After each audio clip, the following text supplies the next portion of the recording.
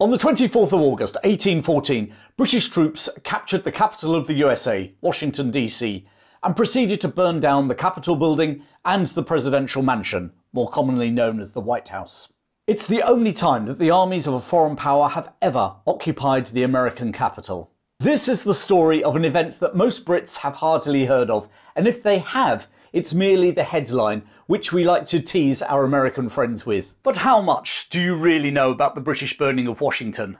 Yet why it happened, what happened, the people involved, and what happened afterwards?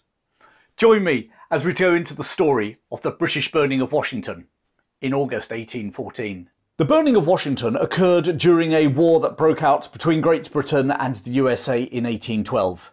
Despite the fact that by August 1814 it was still rumbling along, it is somewhat confusingly called the War of 1812. The causes of the war have been outlined in my recent video, which gave a summary of the whole war. Suffice to say that this American conflict was a spin-off from the Napoleonic War between Britain and France. A British blockade against France interfered with US freedom to trade, and the Royal Navy had started boarding US merchant ships and impressing or press-ganging British crew members into their service. Now, many of these British sailors had, however, adopted American citizenship, so this action by the Royal Navy was seen by most Americans as a violation of their neutrality and indeed a hostile act. Eventually in 1812, President Madison signed a declaration of war against Great Britain. Initial US invasions of Canada had been beaten back by Canadian militias and the few regular troops that Britain could spare from her war with Napoleon. But in 1814, the situation changed. Napoleon's defeat and exile suddenly freed up both the Royal Navy and experienced British troops, who could be sent across the Atlantic to North America. As the Governor of Canada prepared to invade New York State, a diversionary campaign was conducted by the British in the Chesapeake Bay area. And it was this Chesapeake Campaign that was to lead to the burning of Washington DC. The Chesapeake Campaign was a joint Royal Navy-British Army operation. Rear Admiral George Cockburn assembled a fleet of 4 ships of the line and 20 frigates and sloops to accompany a landing of 4,500 experienced troops, fresh from the Peninsular War, under the command of Major General Ross. Cockburn had spent the previous 17 months harrying American ships along her eastern seaboard and attacking coastal settlements such as Frenchtown and Maryland, which he'd burnt to the ground. The 42-year-old from London was a foe that the Americans both feared and loathed, and the feeling was mutual. Cockburn had no love for the Americans either. The attack on and the burning of Washington was his idea, and if George Cockburn had had his way, the whole city would have been razed to the ground, and not just the public buildings. The fact that civilian properties were left unharmed was due to the army commander, Major General Ross. Robert Ross was yet another of those incredible fighting British soldiers who hailed from Ireland, in his case County Down in the north. 6 years older than Cockburn, he had joined the army in 1789 and had fought in the Peninsular War under the Duke of Wellington. He'd been at the Battle of Vittoria, and he had been wounded in the neck earlier that year as Wellington had pushed over the Pyrenees into France. Recovered, he had been promoted to Major General and sent across the Atlantic with over 3,000 battle-hardened troops to take the war to the Americans. But before any landing could be contemplated, the British had to deal with the Americans' first line of defence, the Chesapeake Flotilla. This ramshackle naval response to the naval threat posed by Admiral Cockburn was the brainchild of Commodore Joshua Barney. A veteran from the War of Independence, he had assembled more than 20 barges and other small boats that could easily manoeuvre their way through the shallow waterways leading into the bay. Cockburn blockaded them in the Patuxent River, one of the rivers running into the bay, but he was unable to finish them off as the waters were too shallow for his ships to follow them up the river. Nevertheless, with Commodore Barney's flotilla bottled up, Ross was able to land his men at Benedict and march inland along the banks of the river. Unable to break out, and now with the land army advancing upriver, Barney was ordered to scuttle the Chesapeake Flotilla. His shipless crews now retreated overland ahead of Ross and his British army. It took Ross just 4 days to march 40 miles from their disembarkment point to the small town of Upper Marlborough in Maryland. From here, he was in a position to move his army to either attack Baltimore or Washington DC. Ross was minded to strike for Baltimore. Whilst Washington DC was closer and was the seat of government, it actually had very little strategic, military or economic value. Indeed, it had only been the capital of the USA for just over a decade. With a population of just 8,000, it was not the city that it's now grown into. Baltimore, on the other hand, had a population of 50,000 and was the chief port on the East Coast after New York. The damage the British could do to both the US economy and their war effort was far greater if they headed north. With most of the US forces trying to counter a British invasion from Canada, this was a perfect opportunity to hit Baltimore before it could be properly fortified. And he wasn't the only person favouring this strategy. US Secretary of War John Armstrong was also convinced, for all the reasons I've just outlined, that Baltimore was the obvious target. In fact, he was so sure of his prediction that he made almost no effort to fortify the capital. Cockburn, on the other hand, agitated for an attack on Washington, believing the symbolism of capturing and then torching the capital was greater than the economic damage that could be inflicted in Baltimore. Ross's reservations were not merely regarding the strategic value of Washington. An attack on the capital, unlike an assault on Baltimore, would mean that his 4,500-man army would have to advance inland beyond the cover of the Royal Naval ships, without either cavalry and almost no artillery of their own. It was incredibly risky. Nevertheless, on the evening of the 23rd of August, Cockburn convinced Ross to attack Washington. The following morning, following a 7-hour march towards the capital, the British came face to face with a hastily assembled US army at Blandensburg, some 6 miles northeast of Washington. Whilst outnumbering the British by maybe 2,000, most of the American army were poorly trained local militias with little to no battle experience. Joining them were the men from Commodore Barney's Chesapeake flotilla, along with their guns. The British army, on the other hand, consisted mostly of veterans from the Napoleonic Wars in Europe. The 85th Regiment of Foot, for instance, later the King's Shropshire Light Infantry, had served 3 years in the Peninsular War, including at the Siege of San Sebastian. Likewise, the 4th Regiment of Foot had fought at the battles of Salamanca, Vittoria, and earlier that year at Nivelles in France, the same battle where General Ross had been wounded in the neck. They would later become the King's own Royal Lancashire Regiment. The 21st Regiment of Foot came fresh from fighting the French army in the Netherlands. Finally, there was the 1st Battalion of the 44th Regiment of Foot, the East Essex, some of whose veteran members had fought Napoleon in Egypt nearly 15 years previously. Ross's army also consisted of a battalion of Royal Marines, 400 sailors, an assortment of sappers and miners, and 200 men from the Corps of Colonial Marines. During the conflict, over 4,000 slaves managed to escape and make their way to British lines. The majority settled in Nova Scotia and New Brunswick in Canada. Some, however, chose to fight alongside the British against their old slave owners. They were formed into the Corps of Colonial Marines earlier in 1814 and had almost immediately impressed the British with their fighting zeal when they'd captured a US artillery battery during a skirmish which is sometimes referred to as the Battle of Rumley's Gut. And now they were marching with the British Army on the capital of their former masters. Whilst the invading army only had 3 cannon, they were accompanied by the Royal Marine Artillery armed with 60 Congreve rockets. Rockets had been used with deadly effect against the British during the Mysore Wars in India. And Sir William Congreve had taken the Indian model, modified it at Woolwich Arsenal and then at his factory near Waltham Abbey. The rockets accompanying General Ross could travel over 1,000 yards, and whilst not as accurate as cannon, they were a heck of a lot easier to transport. And they would come in very useful as my story unfolds.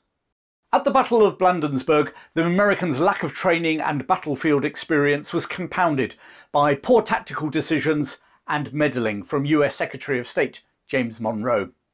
Ross also conducted a series of feints before the battle which confused the defenders and helped to unbalance them. Whilst the men of the Chesapeake flotilla firing their cannon held back the advance of the 85th Regiment, the battle-hardened British troops across the front pressed home their attack. Under a barrage of Congreve rockets, the militia broke and the battle rapidly turned into a rout. I said those rockets were going to come in useful. US troops fled straight through Washington, not pausing to defend the capital, which now lay open and undefended to the invading British. Their flight was disparagingly referred to later as the Blandensburg races. It was, according to one record, the greatest disgrace ever dealt to American arms. And another termed it the most humiliating episode in American history. But a greater humiliation was about to befall the fledgling republic. The British now advanced into the capital, and as General Ross rode forward under a flag of truce, his horse was shot dead from underneath him by some snipers in a house. By the time the British had stormed that property, the attackers were long gone, and so the building was set on fire. It was the only armed resistance the British Army faced as they occupied the capital of the United States of America. 90% of the population had fled, including President Madison. His wife, Dolly Madison, had remained behind long enough to supervise servants removing a portrait of George Washington and sending it to safety. Likewise, Stephen Pleasonton raced against time to ferry the Declaration of Independence and the Constitution to safety. But it was all too little, too late. British troops marched to the Capitol building and raised the Union flag. If you're enjoying this video, then why not join my supporters club for lesser known and more in-depth stories which I don't post on YouTube. There's a link at the end of the video and one above now and in the descriptions below. Arriving at the presidential mansion shortly after Dolly Madison had departed, they found the dining room set up for dinner with 40 covers. Wine was already open for pouring, and in the kitchens, food was ready for serving. The British sat down and enjoyed a meal, fit for a president. And at the end, to show their appreciation, they torched the mansion. Admiral Cockburn had been keen to raise the whole town, but this time it was the turn of General Ross to do some persuading. Cockburn agreed that only the public buildings should be burned. Treasury, the Capitol and the presidential mansion were set ablaze. The Senate building in the Capitol, containing its wooden floors and the 3,000 books from the Library of Congress, which was housed there at this point in time, burned with such fury that its marble columns were melted to lime. The British then moved on to the Washington dockyard, which had already been set ablaze by the Americans to deny valuable military equipment falling into the hands of their enemies. Ross's soldiers and Cockburn's sailors and marines completed the job. 2 naval ships that were nearing completion, including the 44-gun frigate Columbia, were destroyed in the inferno, along with rope works, warehouses and the powder magazine. The red sky over Washington could be seen 40 miles away in Baltimore. Ross went further than insisting that civilian property should not be torched. He ordered they shouldn't be plundered either. He had seen how British soldiers could get out of control in captured cities whilst he had been serving in the Peninsular War. Soldiers were actually placed on Pennsylvania Avenue to protect properties there.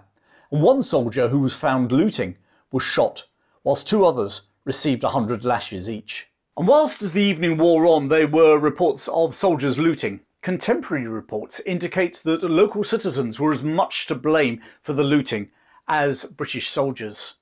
When in fact the British soldiers entered the presidential mansion and went upstairs, they were surprised to find that the rooms had already been ransacked. During the night a thunderstorm rolled in which doused some of the fires and prevented the complete destruction of the presidential mansion. Coming straight behind the downpour was a tornado, which actually killed more British soldiers than any of the American defenders had tried to do in Washington. Some Americans saw that as divine intervention saving their capital. The irony was that the tornado destroyed more private properties in Washington than the British troops had. The following day, with most of the public buildings ruined, the British departed. And as they did so, locals swept into what remained of the buildings in the naval yard on a looting spree. And so ended possibly one of the most embarrassing moments in the history of the USA, when their capital was occupied by the army of a foreign power, set on fire, with almost no shot in defence. The British victory, however, was a hollow one. Ross and Cockburn now finally advanced on Baltimore. The British burning of Washington DC had given the defenders of Baltimore valuable time to construct robust defences, unlike those that were lacking in the capital. And the humiliation of both the Battle of Blandensburg and seeing their capital set on fire galvanised the local militias. Whilst the British Army achieved another victory at North Point, not far from Baltimore, it was at the cost of Major General Robert Ross, who was killed by an American sharpshooter. The defence of Fort McHenry prevented Admiral Cockburn from pressing home a naval attack on the port, and he was forced to withdraw. Without either Royal Naval support or their dead general, The army called off their attack too and was evacuated. After the burning of Washington, the Battle of Baltimore was a US triumph. Even whilst these battles were taking place, negotiators from Britain and the US were meeting in Ghent in modern-day Belgium, and the resulting Treaty of Ghent restored British-American relations to the status quo that had existed before the War of 1812. Britain and the USA have never gone to war with each other since. Major General Robert Ross was buried in Halifax, Nova Scotia. The following year, Rear Admiral George Cockburn was to convey Napoleon Bonaparte to his exile in St Helena. The French Emperor would never return to Europe, dying on the remote Atlantic island in 1821. The presidential mansion was reconstructed and was back in use in 1817. Some of the brickwork was so scorched from the fire that it had to be painted white to cover it up, giving it its better known name now, the White House. And hanging in the East Room, you'll find the portrait of George Washington, saved by Dolly Madison and her servants. Of the British infantry regiments that fought at the Battle of Blandensburg and participated in the burning of Washington DC, all 4 ended up fighting in British battles which I've covered in other videos. 3 of them were present at the battles of Inkerman and Alma in the Crimean War. The 44th were the regiment almost wiped out at Gandermag in Afghanistan, another one of my videos, and the 2nd Battalion, the King's Own Royal Lancasters, would fight at Spienkop during the Boer War. And what of the 200 men of the Corps of Colonial Marines, those freed black slaves who fought for the British? Having served at Blandensburg, the burning of Washington and the White House, and the Battle of Baltimore, the men of the Corps of Colonial Marines were disbanded at the end of the war and headed south to Trinidad in the Caribbean. There, each company of men settled in their own rural villages. Baptist free men owning their own land granted to them by the British government. They called themselves Americans, and many of their descendants live in Trinidad to this day.